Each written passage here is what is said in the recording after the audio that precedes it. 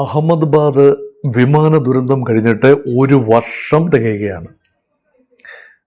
ഈ മാസം 12-ാം തീയതി ജൂൺ 12, 2026 കൃത്യം ഒരു വർഷം തികയുന്നു. എന്താണ് ഇപ്പോൾ അത് വീണ്ടും ഒന്ന് പരിശോധിക്കാൻ കാരണം? ഒരു വർഷം കഴിഞ്ഞിട്ടും വിമാന അപകടത്തിന് കാരണമായ സാഹചര്യങ്ങൾ അത് പൂർണ്ണമായി വെളിയിൽ വന്നിട്ടില്ല. അന്വേഷണ റിപ്പോർട്ട് ഇപ്പോഴും പൂഴ്ത്തിവെക്കപ്പെട്ടിരിക്കുന്നു, അല്ലെങ്കിൽ പൂർണ്ണമായി പുറത്തു വന്നിട്ടില്ല. താൽക്കാലിക റിപ്പോർട്ട്, എയർക്രാഫ്റ്റ് ആക്സിഡൻറ്റ് ഇൻവെസ്റ്റിഗേഷൻ ബ്യൂറോയുടെ പ്രാഥമിക റിപ്പോർട്ട് വലിയ ദുരൂഹതയാണ് കൊണ്ടുവന്നത്.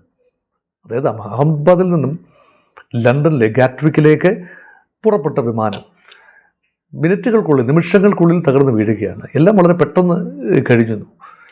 അത് 260 പേരുടെ ജീവനാണ് അന്ന് പൊലിഞ്ഞത്. ചെറിയ നമ്പറല്ല.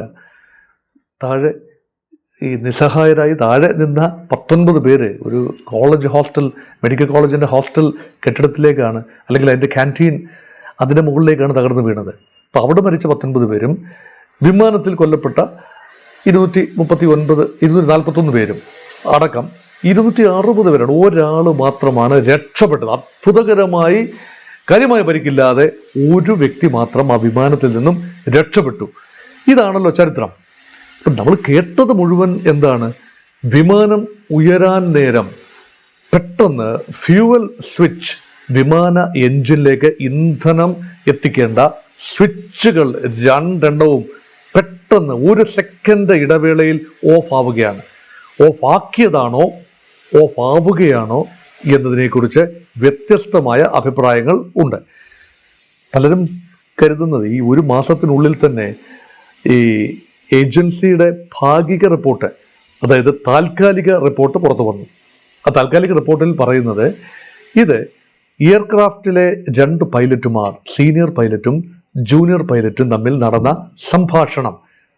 അതിൽ ഏതോ ഒരാൾ പറയുന്നു, ചോദിക്കുന്നു, എന്തുകൊണ്ടാണ് താങ്കൾ ഈ സ്വിച്ച് ഓഫ് ചെയ്തത്? അതായത് ഫ്യൂവൽ സപ്ലൈ സ്വിച്ചാണ്, അത് ഓഫ് ചെയ്തത് എന്തുകൊണ്ടാണ്? അത് റൺ പൊസിഷനിലാണല്ലോ നിൽക്കേണ്ടത്, അത് ഓഫ് പൊസിഷനിലേക്ക് മാറ്റിയത് എന്തുകൊണ്ടാണ് എന്ന് ചോദിക്കുന്നു. ആ ചോദ്യം അർത്ഥോക്തിയിൽ നിർത്തിയിരിക്കുകയാണ്. അതിന് ഉത്തരവും വരുന്നുണ്ട്, ഞാനല്ലത് ചെയ്തത്, ഞാനത് ചെയ്യുന്നില്ല, അല്ലെ ഞാൻ ചെയ്തിട്ടില്ല എന്ന് മറ്റേ പൈലറ്റ് പറയുന്നുമുണ്ട്. ഇത് മാത്രമാണ് ഫ്ലൈറ്റ് റെക്കോർഡർ ഡേറ്റ, കോക്പിറ്റ് റെക്കോർഡറിൽ നിന്നും പുറത്തു വന്ന ലഭ്യമായ വിവരം. ഒരു മാസത്തിനുള്ളിൽ തന്നെ എയർക്രാഫ്റ്റ് ആക്സിഡന്റ് ഇൻവെസ്റ്റിഗേറ്റിംഗ് ബ്യൂറോ അതിൻ്റെ പ്രാഥമിക റിപ്പോർട്ടിൽ പുറത്തുവിട്ടു. ഇനി അത് ഇപ്പോൾ ഈ വിഷയം ഏറ്റെടുത്തിരിക്കുന്ന മാധ്യമങ്ങൾ ഉൾപ്പെടെ ഈ വിഷയം വീണ്ടും പരിഗണിക്കുന്നതിൻ്റെ പിന്നിൽ ദുരൂഹമായ ചില ചുരുളഴിയാത്ത ചില കാര്യങ്ങളുണ്ട്. അത് എയർക്രാഫ്റ്റ് അപകടം എന്നതല്ല, കുറെ ജീവൻ നഷ്ടപ്പെട്ടു എന്നതല്ല. എയർക്രാഫ്റ്റുകളുടെ ആത്യന്തികമായ സുരക്ഷയെ ബാധിക്കാവുന്ന ചില വിവരങ്ങൾ അത് മറച്ചു വയ്ക്കപ്പെടുന്നുണ്ടോ? പ്രതിസ്ഥാനത്ത് നിൽക്കുന്നത് പൈലറ്റാണോ? ഇപ്പം മരിച്ചുപോയ പൈലറ്റുമാരെ കുറിച്ച് അവരാണ് ഇതിൻ്റെ പിന്നിൽ എന്ന് പറയാൻ എളുപ്പമാണ്. മരിച്ചുപോയവർ തിരിച്ചു വന്ന് പറയില്ലല്ലോ, അങ്ങനെയല്ലെന്ന് പറയില്ലല്ലോ. അപ്പോൾ പൈലറ്റിന് മേൽ കുറ്റം ചാരിക്കൊണ്ട് ആരെയാണ് രക്ഷിക്കാൻ ശ്രമിക്കുന്നത്? 2 പ്രതികൾ, പ്രതിസ്ഥാനത്ത് വരാൻ സാധ്യതയുള്ള 2 സംഘടനകൾ, 2 പ്രസ്ഥാനങ്ങൾ, 2 കമ്പനികൾ വരികയാണ്. ഒന്ന് ഇന്ത്യൻ എയർലൈൻസ്, ഇപ്പോൾ അത് ടാറ്റയാണ് ഏറ്റെടുത്തിരിക്കുന്നത്. 2022 വരെ ഗവൺമെൻറ്റിൻ്റെ നേരിട്ടുള്ള നിയന്ത്രണത്തിലായിരുന്നു. പൊതുമേഖലാ സ്ഥാപനം എന്ന നിലയിൽ വൻപൻ നഷ്ടം കുമിഞ്ഞുകൂടിയപ്പോൾ ടാറ്റ അത് ഏറ്റെടുത്തു. അപ്പോഴും നഷ്ടത്തിൽ തന്നെയാണ്, ഇപ്പോഴും നഷ്ടത്തിൽ തന്നെയാണ്. കൂടുതൽ നഷ്ടങ്ങളിൽ നിന്നും നഷ്ടങ്ങളിലേക്ക് കൂപ്പുകുത്താതിരിക്കാൻ എയർക്രാഫ്റ്റിൻ്റെ ക്രെഡിബിലിറ്റി, സേഫ്റ്റി സ്റ്റാൻഡേർഡ്സ്, എയർ ഇന്ത്യയുടെ സേഫ്റ്റി സ്റ്റാൻഡേർഡ്സ് നിലനിർത്തേണ്ടതുണ്ട്. Point number 1.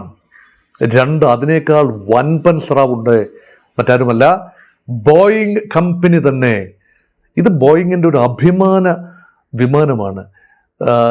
ഈ തകർന്നു വീണ വിമാനം അത് 787-8 കാറ്റഗറിയിലുള്ള വിമാനമാണ്.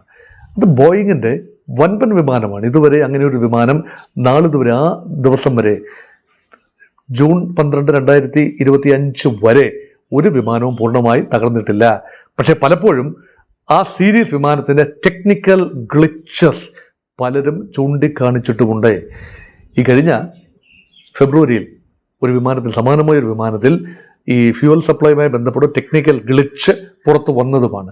ഇങ്ങനെയുള്ള ടെക്നിക്കൽ പ്രോബ്ലംസ് ഒരുപക്ഷെ മൂടി വെച്ചുകൊണ്ട് ബോയിങ്ങിൻ്റെ സൽപ്പേര് നിലനിർത്താൻ വേണ്ടിയുള്ള കമ്പനിയുടെ ഒരു ശ്രമമാണോ പഴി മുഴുവൻ പൈലറ്റിൻ്റെ തലയിൽ അങ്ങ് ചാർത്തുക, എന്നിട്ട് തങ്ങൾ സുരക്ഷിതരാണ് എന്നൊരു പ്രതീതി ജനിപ്പിക്കുക? ലോകത്ത് കോടിക്കണക്കിന് ആളുകൾ ഈ വിമാനങ്ങളിൽ യാത്ര ചെയ്യുന്നുണ്ട്. ബോയിങ് സീരീസ് പ്രധാനപ്പെട്ട രണ്ട് വിമാന കമ്പനികളിലേ ഉള്ളൂ. പ്രധാനമായും ഒന്ന് ഫ്രഞ്ച് നിർമ്മിതമായ എയർബസ്, അല്ല എങ്കിൽ അമേരിക്കൻ നിർമ്മിതമായ ബോയിങ്. ഈ രണ്ട് കമ്പനികൾ തമ്മിൽ കടുത്ത മത്സരവുമുണ്ട്. മറ്റ് കൊമേഴ്ഷ്യൽ എയർക്രാഫ്റ്റുകൾക്ക് ഇവരോട് മത്സരിക്കാൻ തക്ക വലിപ്പമില്ല മറ്റൊരു രാജ്യത്തിൻ്റെയും കൊമേഴ്ഷ്യൽ. അപ്പോൾ എല്ലാ രാജ്യങ്ങളും ഇറക്കുമതി ചെയ്യുന്ന ഒന്നിൽ ബോയിങ് ആണ്, അല്ലെങ്കിൽ എയർബസ് ആണ്. അതാണ് യാത്രകൾ മുഴുവൻ. ബോയിങ്ങിൻ്റെ എത്രയോ സീരീസ് ഉണ്ട്. അപ്പോൾ ആ സീരീസിലെ കുറച്ചുകൂടി ചെറിയ വിമാനമായ പിന്നെ ബോയിങ് 737 വിമാനം, ഇത് 787 ആണ്. 737 വിമാനത്തിന് പല ഗ്ലിച്ചസും, മാക്സ് സീരീസിലുള്ള വിമാനത്തിന് പല തകരാറുകളും ഈ അടുത്ത കാലത്ത് ചൂണ്ടിക്കാണിച്ചിട്ടുമുള്ളതാണ്. അപ്പോൾ ഒരു വിമാന കമ്പനിയുടെ സൽപ്പേരിന് വേണ്ടി മാധ്യമങ്ങളെ ഉപയോഗിച്ചുകൊണ്ട്, വാൾ സ്ട്രീറ്റ് ജേർണലെ ഉൾപ്പെടെ ഉപയോഗപ്പെടുത്തിക്കൊണ്ട്, അല്ലെങ്കിൽ അമേരിക്കയുടെ പല മാധ്യമങ്ങളെയും ഉപയോഗപ്പെടുത്തിക്കൊണ്ട് അർത്ഥ സത്യങ്ങൾ അല്ലെങ്കിൽ അസത്യങ്ങൾ റിപ്പോർട്ടുകളിലൂടെ എന്ന വ്യാജേന റിപ്പോർട്ടുകളിൽ പറയുന്നതിനെ വ്യാഖ്യാനിച്ചുകൊണ്ട് പൈലറ്റിൻ്റെ ആത്മഹത്യയാക്കി മാറ്റിയെടുത്താൽ ബോയിങ് സേഫായി, എയർ ഇന്ത്യ സേഫായി, ടാറ്റ സൺസ് മുഴുവൻ സേഫായി, എല്ലാവർക്കും സന്തോഷം. പൈലറ്റുമാർ മാത്രം 600ഓളം പൈലറ്റുമാർ പ്രതിഷേധിച്ചിരിക്കുകയാണ്. തങ്ങളിലൊരുവൻ, തങ്ങളിൽ 2 പേർ, അവർക്ക് നേരെയാണ് സംശയത്തിൻ്റെ. ഇത് ആര്, സീനിയർ പൈലറ്റ് ജൂനിയറിനോടാണോ, ജൂനിയർ പൈലറ്റ് സീനിയറിനോടാണോ ഇത് സംസാരിച്ചത് എന്നുപോലും വ്യക്തമല്ല. നമുക്കറിയാമല്ലോ ഈ ബ്ലാക്ക് ബോക്സും ഈ ഫ്ലൈറ്റ് റെക്കോർഡ് ഡേറ്റയും ഒക്കെ കൃത്യമായ വിവരങ്ങൾ നൽകാൻ പര്യാപ്തമായ സംവിധാനങ്ങളാണ്. അതൊക്കെ ഡീകോഡ് ചെയ്ത് ഡിസൈഫർ ചെയ്ത് എവിടെയാണ് ടെക്നിക്കൽ ഗ്ലിച്ച് ഉണ്ടായത്? ഒരുപക്ഷെ വിമാനം, ഇപ്പോൾ പറയുന്ന ഒരു കോൺസ്പിറസി തിയറി എന്ന് പറയുന്നത്, വിമാനം പറന്ന് ഉയർന്നു എന്നത് വിമാനത്തിൻ്റെ കമ്പ്യൂട്ടർ സംവിധാനം ആ രൂപത്തിൽ ഡിസൈഫർ ചെയ്തിട്ടില്ല, രജിസ്റ്റർ ചെയ്തിട്ടില്ല. അതുകൊണ്ട് ഇപ്പോഴും ഇത് വലിയ ത്രസ്റ്റാണ്, എൻജിനിൽ വലിയ ത്രസ്റ്റ് ഉണ്ടാകുന്നു. പക്ഷേ ഇപ്പോഴും തറയിൽ തന്നെയാണ് വിമാനം എന്ന ഒരു നിഗമനത്തിൽ computer system auto shut down ചെയ്തതാണെങ്കിലോ, fuel supply automatically cut off ചെയ്തതാണെങ്കിലോ ആ രീതിയിൽ സംസാരിക്കുന്നവരുണ്ട്. എൻ്റെ സാങ്കേതികവിദ്യ നിങ്ങളെ പറഞ്ഞ് മനസ്സിലാക്കാനുള്ള വൈഭവം എനിക്കില്ല. പലപ്പോഴും അതിൻ്റെ സാങ്കേതികതയുടെ നിർണായകമായ ഘട്ടങ്ങളിലേക്ക് കടക്കേണ്ട കാര്യവുമില്ല. കാരണം സേഫ്റ്റി ഈസ് ഇമ്പോർട്ടൻറ്റ്. അത് ഉറപ്പ് വരുത്തേണ്ട അതോറിറ്റീസ്, ഇപ്പം വ്യോമയാന മന്ത്രാലയവുമായി ബന്ധപ്പെട്ട് പ്രവർത്തിക്കുന്ന ഏജൻസിയാണല്ലോ എയർ ആക്സിഡൻറ്റ് ഇൻവെസ്റ്റിഗേഷൻ ബ്യൂറോ. അവരുടെ ചുമതലയാണല്ലോ ഈ വ്യോമയാന മന്ത്രാലയത്തിൻ്റെ ചുമതലയാണല്ലോ. ഇപ്പം നമുക്ക് വ്യോമയാന മന്ത്രിയുണ്ട്, ഈ റാം മോഹൻ നായിഡു, ആന്ധ്രാക്കാരനാണ്, ചന്ദ്രബാബു നായിഡുവിൻ്റെ പാർട്ടിക്കാരനാണ്. അദ്ദേഹത്തിന് ചെറുപ്പക്കാരനാണ്, മിടുക്കനാണ്. അദ്ദേഹം പറഞ്ഞു 1 വർഷത്തിനുള്ളിൽ തന്നെ അന്തിമ റിപ്പോർട്ട് പുറത്ത് വിടുമെന്ന് പറഞ്ഞിട്ട് അന്തിമ റിപ്പോർട്ട് ഇതുവരെ പുറത്തു വന്നിട്ടില്ല. അതിനർത്ഥം ആരെയോ സംരക്ഷിക്കാൻ എന്തോ മറച്ചു വെക്കുന്നു. യഥാർത്ഥ കാരണം അറിയാനുള്ള അവകാശം ജീവൻ നഷ്ടപ്പെട്ട 260 പേർക്കും അവരുടെ പേരുടെ കുടുംബാംഗങ്ങൾക്ക് മാത്രമല്ല, എയർ ട്രാഫിക്കിൽ ഉണ്ടാകാൻ സാധ്യതയുള്ള, വിമാനമാർഗം പോകാൻ സാധ്യതയുള്ള ഓരോ വ്യക്തിയും അവരുടെ കുടുംബാംഗത്തിനും ഒക്കെ തന്നെ അറിയേണ്ട കാര്യങ്ങളാണ്. എന്ത് വിശ്വസിച്ചാണ് വിമാനത്തിൽ കയറുക? വിമാനത്തിൽ കയറുമ്പോൾ വിമാനത്തിൻ്റെ സേഫ്റ്റി സ്റ്റാൻഡേർഡാണ് പ്രധാനം. ഏറ്റവും പ്രധാനപ്പെട്ടത് വ്യോമഗതാഗതത്തിൻ്റെ ഏറ്റവും പ്രധാനപ്പെട്ട കാര്യം സേഫ്റ്റി ഫസ്റ്റ്. അപ്പോൾ അവിടെ ഒരു കോംപ്രമൈസിന് വകുപ്പില്ല. അപ്പം മാനുഫാക്ചറിങ്ങിൽ തന്നെ ഇങ്ങനെയുള്ള ചില ഗ്ലിച്ചസ് ഉണ്ടെങ്കിൽ അത് പരിഹരിക്കേണ്ടതാണ്. അത് മാർക്കറ്റ് നഷ്ടപ്പെടും, ബോയിങ്ങിന് മാർക്കറ്റ് നഷ്ടപ്പെടും, അല്ലെങ്കിൽ വിമാന കമ്പനി തകർന്നു പോകും, ടാറ്റ കമ്പനി അല്ലെങ്കിൽ എയർ ഇന്ത്യ തകർന്നു പോകും. അതുകൊണ്ട് തങ്ങൾ ഇതെല്ലാം പൂഴ്ത്തി വയ്ക്കുന്നു എന്നല്ല, മറിച്ച് തുറന്ന് സംസാരിക്കാൻ ഒരു വിഷയമുണ്ടെങ്കിൽ, ടെക്നിക്കൽ പ്രോബ്ലം ഉണ്ടെങ്കിൽ ആ പ്രോബ്ലം പരിഹരിച്ചുകൊണ്ട് വേണം 787 സീരീസിലെ വിമാനങ്ങൾ ഇനിയും പറന്നു പൊങ്ങാൻ ബോയിങ് സീരീസ് അല്ലെങ്കിൽ ഇത് തിരിച്ചു വിളിക്കണം.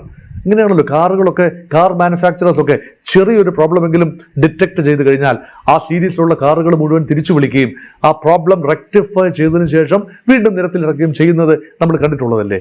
ഇതിനുള്ള സമയമായി എന്ന ഓർമ്മപ്പെടുത്തലോടുകൂടി യഥാർത്ഥത്തിൽ ഇപ്പോഴും ഞാൻ ഒരു കാര്യം പറയട്ടെ, കപ്പൽ ഗതാഗതം, അത് കടൽ വഴിയുള്ളത്, കരവഴിയുള്ള ഗതാഗതങ്ങൾ, അത് റെയിൽ ആകട്ടെ, റോഡാകട്ടെ, അതിനേക്കാളൊക്കെ നിലവിൽ സുരക്ഷിതമായ മാർഗം എയർ ട്രാഫിക് തന്നെയാണ്. ഇപ്പോൾ നമ്മൾ ഏറെ പേടിക്കുന്നതും ഭയപ്പെടുന്നതും വ്യോമ മേഖലയിലെ ഒരുപക്ഷെ സാബോട്ടാഷ്, ഭീകരവാദ ആക്രമണങ്ങൾ, ബോംബിംഗ്, അതൊക്കെ പല ആവർത്തി നമ്മൾ കണ്ടതാണ്. ഇപ്പോൾ ഉള്ള സെക്യൂരിറ്റി ചെക്കിലൊക്കെ ആ സാധ്യതകളൊക്കെ പരമാവധി ഒഴിവാക്കാൻ സാധിക്കും. ഇത് ആ തരത്തിലുള്ള സെക്യൂരിറ്റി ചെക്ക് അല്ല.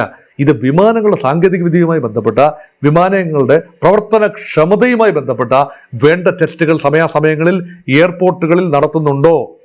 കമ്പനികൾ പ്രോഡക്റ്റുകൾ കൊണ്ടുവരുമ്പോൾ കൃത്യമായ പ്രോഡക്റ്റാണോ കൊണ്ടുവരുന്നത്? 3, വിമാന കമ്പനികൾ ഇതിലൊരു ആക്റ്റീവ് ഇൻട്രസ്റ്റ് എടുക്കേണ്ടതല്ലേ? Operators, flight operators like Air India അല്ലെങ്കിൽ ഇൻഡിഗോ കൃത്യമായി അവർ ഉപയോഗിക്കുന്ന ഫ്ലീറ്റ് ബ്ലെമിഷ്ലെസ് ആയിരിക്കുന്നു എന്ന് ഉറപ്പുവരുത്തേണ്ട ചുമതലയുണ്ട്. ഇതെല്ലാം സുതാര്യമായി ചെയ്യേണ്ടതാണ്. നാട്ടുകാർ, ജനങ്ങൾ, പൗരന്മാർ അറിഞ്ഞിരിക്കേണ്ട കാര്യവുമുണ്ട്. ഏതെങ്കിലും രീതിയിൽ ഒരു വർഷം കഴിയുന്ന ഈ അവസരത്തിൽ വീണ്ടും നമ്മൾ ഇത് എടുക്കുന്നത് ഒരു വിവാദം സൃഷ്ടിക്കാൻ വേണ്ടി അല്ല, മറിച്ച് സുരക്ഷിതമായ വ്യോമഗതാഗതം ഓരോ വ്യക്തിയുടെയും അവകാശമാണ്, രാജ്യത്തിൻ്റെ അവകാശമാണ്. ഒരു ഗവൺമെൻറ് ഏജൻസിക്കും, ഒരു മന്ത്രാലയത്തിനും, ഒരു കമ്പനിയുടെ ഇടപെടലിനും അതിനെ തമസ്കരിക്കാനാവരുത് എന്ന ഓർമ്മപ്പെടുത്തലോടുകൂടി മരിച്ചുപോയ അല്ലെങ്കിൽ ആ അപകടത്തിൽപ്പെട്ട ഹതഭാഗ്യരായ 260 പേരോടുള്ള ഐകദാർഢ്യം ഒരിക്കൽ കൂടി സൂചിപ്പിച്ചുകൊണ്ട്, പ്രകടിപ്പിച്ചുകൊണ്ട് അവസാനിപ്പിക്കട്ടെ. നമസ്കാരം.